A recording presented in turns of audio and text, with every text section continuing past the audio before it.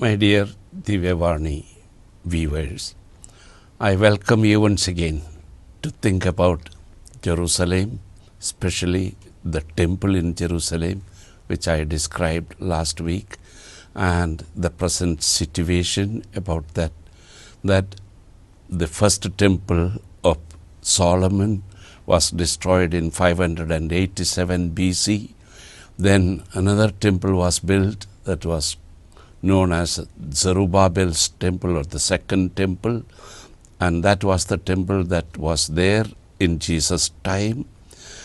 That temple also was destroyed in AD 70. The Roman military occupied Jerusalem. They took away everything that was valuable, especially I described about the menorah, that lamp stand, which was 35 kilograms gold, and that was carried away to Rome by the soldiers.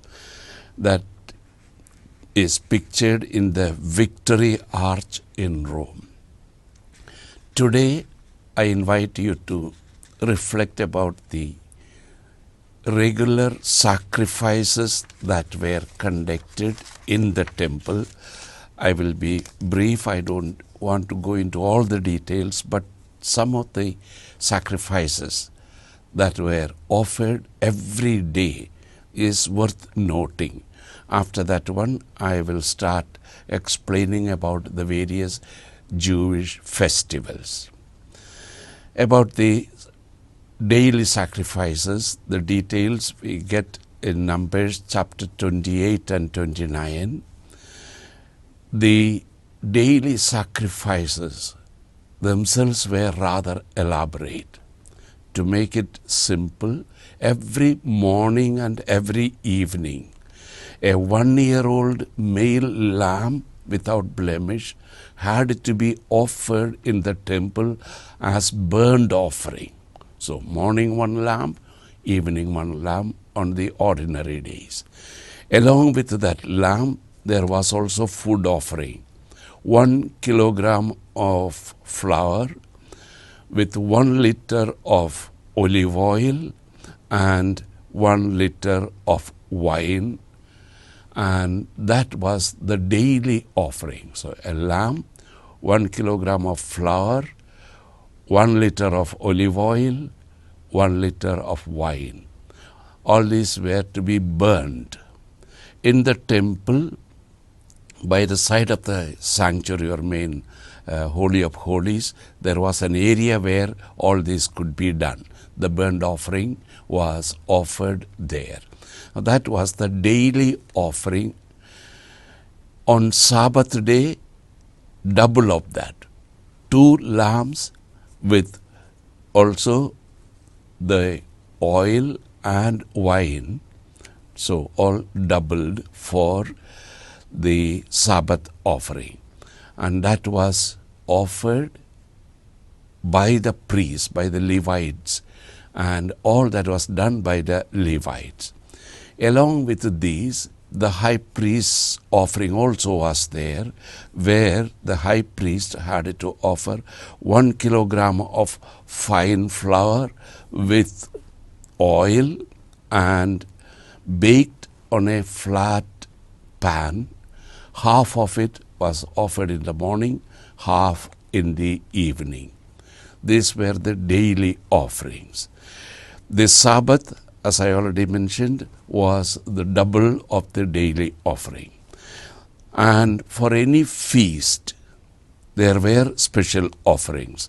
For example, on the first day of every month, there were offerings, and most of these were all burnt offerings.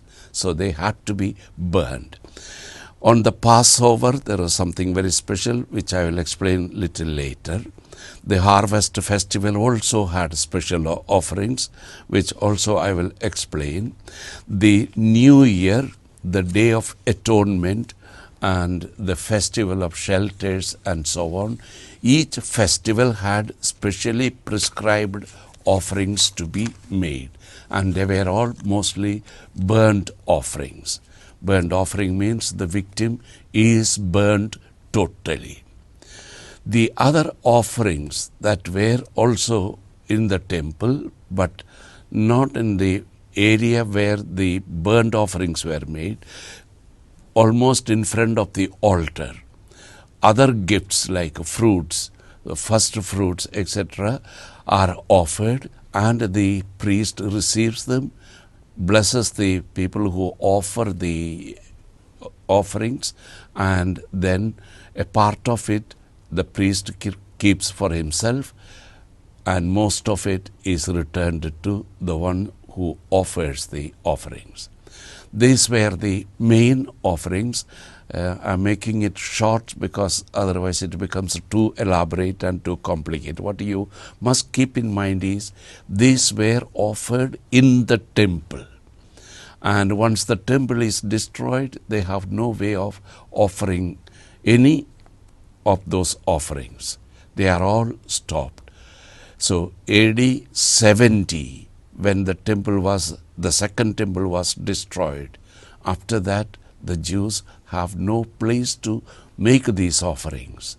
And that is one of the sad part of their history. At present, there are no sacrifices, no offerings that are prescribed in the Bible. That can be done only in the temple. And there must be now another temple if they have to again start offering these sacrifices. And another temple, so far there is no word from God unless God clearly tells them they cannot start building a temple. Another difficulty at present is the temple, the real temple site is practically in the hands of the Muslims. The one mosque actually is on that site where the Jewish temple stood. Very little of it is left in the hands of the Jews. And so to build another temple is also a big problem. Politically there are moves, but from the religious point of view, so far there is no clear word from God where they can build and how that can be done. This is regarding the sacrifices. I would like to explain the main feasts of the Jews. One reason is, the festivals had very wonderful meanings, and the Jews kept the festivals very faithfully. I will start with the three major or obligatory feasts, that is Passover, Pentecost, and the Feast of the Tabernacles. And for these three feasts, all male, adult male, within a radius of 20 kilometers had to come to Jerusalem, to the temple, and take part in the festival. That was obligatory. And they would, not only those who are obliged to, but even other Jews would like to take part in that festival. Even if they are beyond 20 kilometers, still many would like to join the celebration. And even the Jews abroad made it a point to, at least once in their lifetime, to participate in the festivals, any of these festivals in Jerusalem. They would travel all the way to Jerusalem to take part in that festival. They would consider that as something important for their life, for their spiritual growth. The Passover festival, which we will be celebrating actually together with the Jews soon. So our Passover is also significant. The other day when I explained, I gave the dating and all that. Our Easter is calculated and is closest to the Jewish Passover. And therefore we maintain that relationship with the Jews in this way. Notice the Passover festival.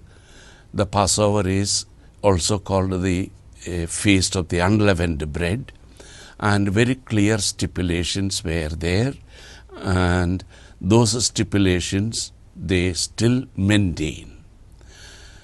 The first thing is, the feast is from the 14th to the 21st day of the first month. Those 7 days were especially holy for them, and even if they are abroad, they still maintain this. And Jerusalem will be full of sheep and sheep herders, because a lamb is needed for the sacrifice.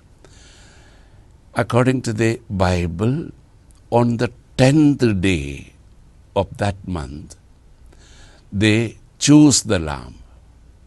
They choose or they buy. So they procure a lamb, the Paschal lamb. I emphasize this because the 10th of the first month that year happened to be the Sunday of Palm Sunday, the Sunday when the Israelites would select, choose or buy a lamb for the Paschal sacrifice. And that in a way is significant because on that day, the Palm Sunday, the Jews chose the real Paschal lamb, Jesus. They welcomed him into Jerusalem with all that singing, with all the olive branches and so on, and unknowingly, unwittingly, they chose the Paschal lamb. That is something significant, and the early Christians understood the meaning of that Paschal lamb, and they now, when they celebrate the Palm Sunday, we also do the same in a way. Keep this in mind. We'll have a short break and then I'll continue with the Passover.